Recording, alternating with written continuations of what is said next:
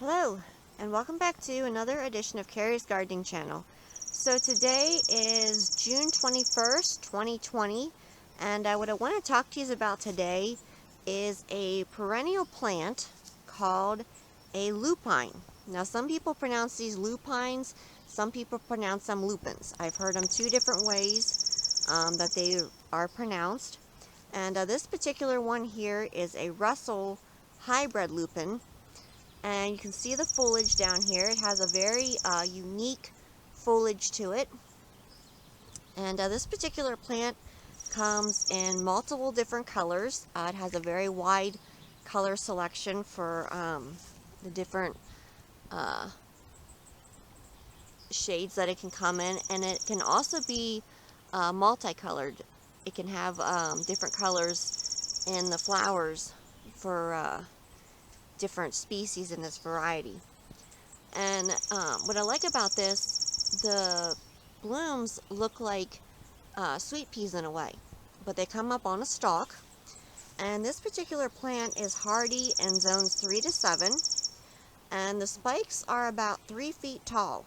Now the plant itself can get 36 inches tall, and you want to space these about 18 to 24 inches. And this particular plant here produces a taproot.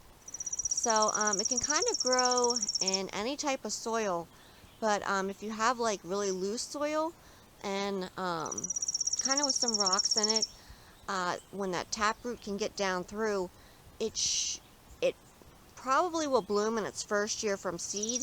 If it has clay soil, it could take it a few years to bloom. Now these sometimes can be a little difficult to germinate from seed. I had tried growing these multiple times from seed, and I get them past the seedling stage and something would always eat them off. So what I did with this particular one here is I direct seeded it in the ground. And because it is a perennial, I direct seeded it before winter was over. And from the freezing and re-thawing of the ground, it helped break the seed coating on these, because these can have a harder seed coating. Some people soak them for 24 hours before they plant them, or they'll nick the seed like with like a nail clippers or something like that before they plant them. But this one here, I just planted it in the ground and left it go. It did come up for me. This plant here is probably about 3 or 4 years old.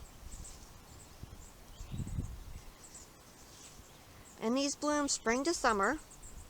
And this can take full sun to partial shade for your planting location. Now this is really great for like cutting, for cut flowers, or for naturalizing. So you can put it like at the back of your flower beds, like a border. And this does attract butterflies, hummingbirds, and bees. Now it is deer resistant, but it doesn't mean that it's deer proof. If you get a hungry enough deer, they can still kind of take a munch on it. I don't know how much of it they'll eat, but even though something says deer resistant, there are some deer out there who will just decide to try and make a meal out of your flowers, and it's pretty frustrating when they do.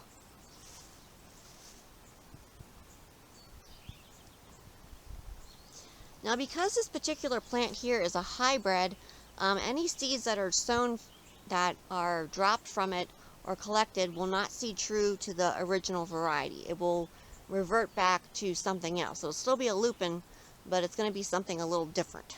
It's not going to look like the parent plant.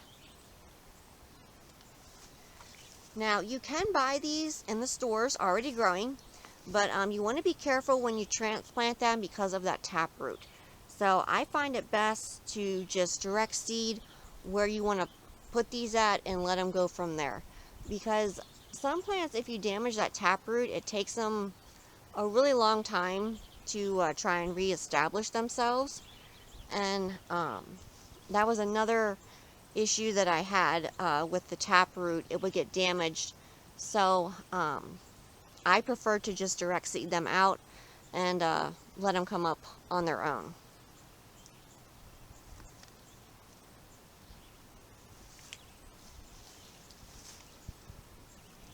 Now the foliage can be an attractive foliage. once the flower spike goes and it goes to seed, you can cut the flower spike down, or you can cut the flower spike down before it would go to seed if you didn't want to let it go to seed. And you'll still have the attractive foliage from it.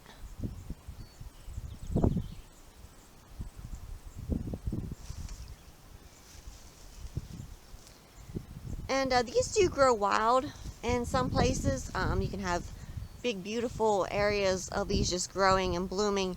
And they're really pretty. I've seen pictures of them where they've naturalized themselves. And now that's a different variety than this particular variety here. But they're absolutely beautiful. You can see here how it blooms. It starts out blooming from the bottom, and then it slowly opens as it goes up the stem here. And then you have the top there, which is still developing. So these blooms here are still developing on this particular flower.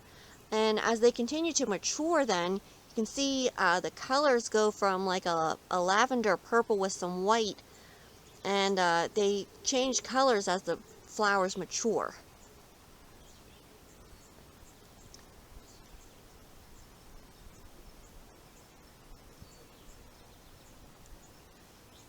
So if you liked my video, please like, comment, subscribe. Please don't forget to hit the little notification button. That'll tell us when I put a new video on. You can also follow me on Twitter. I have a link down in the description for my Twitter account. Thank you for watching, and I hope you have a nice day. Bye!